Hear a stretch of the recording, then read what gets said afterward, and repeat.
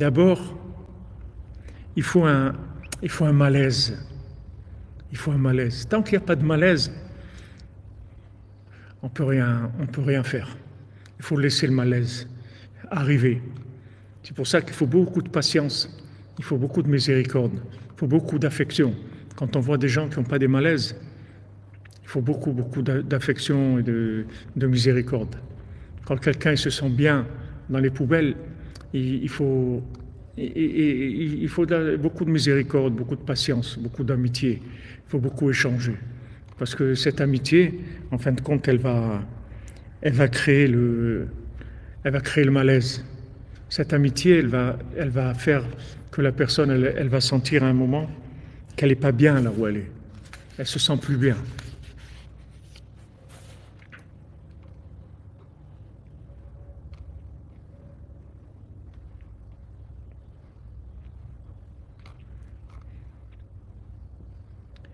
Voilà, exactement.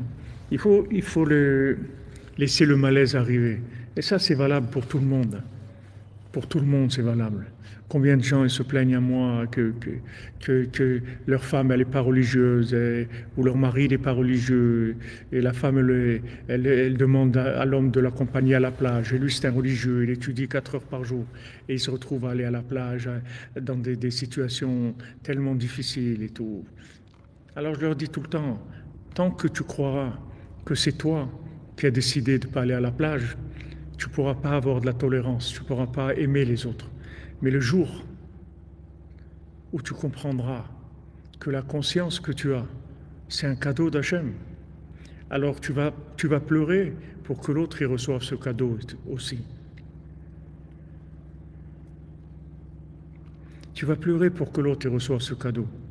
Tant que tu n'as pas cette conscience-là, ça veut dire que tu crois que la conscience que tu as, elle est venue de toi.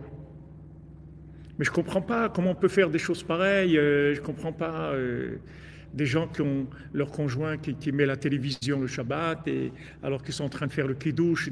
Mais c'est inadmissible. C'est inadmissible. Quelqu'un m'a dit ça une fois. Il m'a dit, je peux plus. Ma femme, elle allume la télé le Shabbat, je peux plus. J'ai dit, mais attends, où tu étais, toi? Où tu étais avant? Tu sors d'où? Tu sors de quoi? Tu es le fils de Rabbi Akiva? D'où tu sors? Où tu étais avant? Ah, tu crois que c'est toi qui es arrivé à la conscience du Shabbat, à faire Shabbat. Le jour où tu sauras que c'est pas toi, qu'on t'a fait cadeau ça, alors tu vas pleurer pour que les autres y reçoivent aussi ce cadeau-là. Ça, c'est la preuve que tu sais que c'est pas toi qui l'as reçu.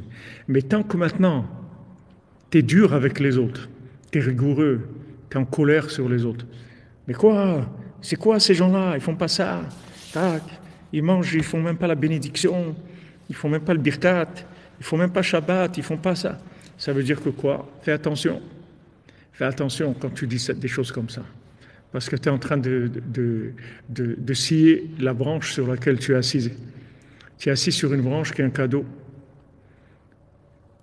C'est un cadeau. Sache toujours que c'est un cadeau.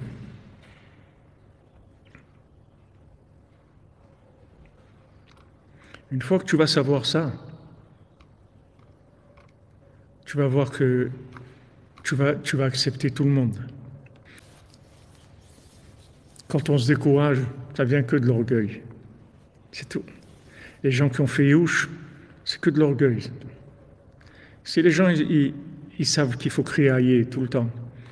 Hachem, il t'a mis maintenant dans la boue, il t'a mis dans le fumier, il t'a mis là où tu es. Crie Aïe, c'est tout ce qu'il veut. Il veut entendre un Aïe qui vient des égouts. C'est un autre son. Il y a des haïers qui viennent de la synagogue, il y a des haïers qui viennent du métro, il y a des haïers qui viennent de Disneyland, et il y a des haïers qui viennent des égouts. C'est d'autres notes, c'est d'autres consonances. Hachem, il a envie d'entendre un haïer des égouts. Alors crie haïer, c'est tout ce qu'on te demande. C'est pas toi qui es descendu dans l'égout, on t'a descendu là-bas. Donc maintenant, on attend de toi un haïer.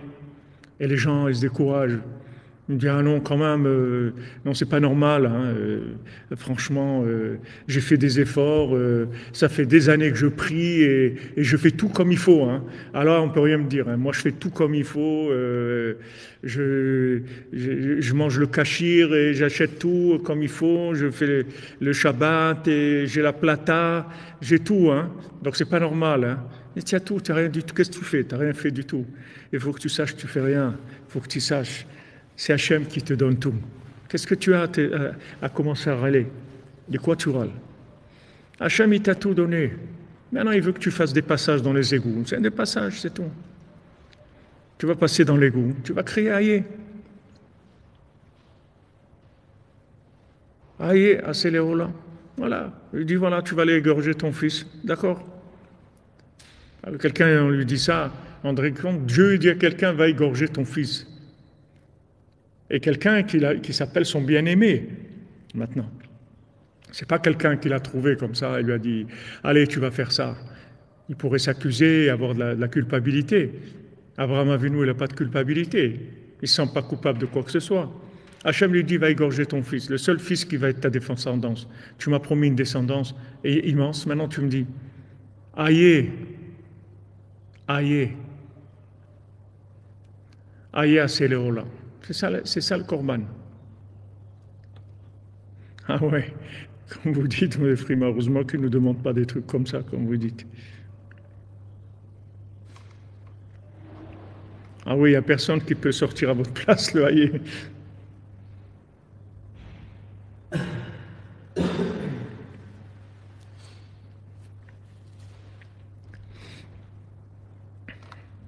Mais le mal aussi, c'est Hachem qui l'a créé.